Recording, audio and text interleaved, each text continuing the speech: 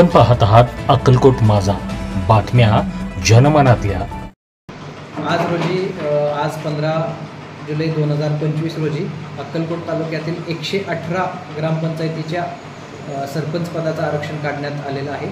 सदर आरक्षणानुसार 2025 ते 30 या कालावधीत ज्या निवडणुका होणार आहेत त्या निवडणुका या आज काढलेल्या आरक्षणानुसार होणार आहेत। 118 ग्रामपंचायतीपैकी 15 जागा या अनुसूचित जातीकरता राखीव ठेवण्यात आलेल्या होत्या। 15 पैकी 7 जागा अनुसूचित जाती महिलांकरता राखीव होत्या।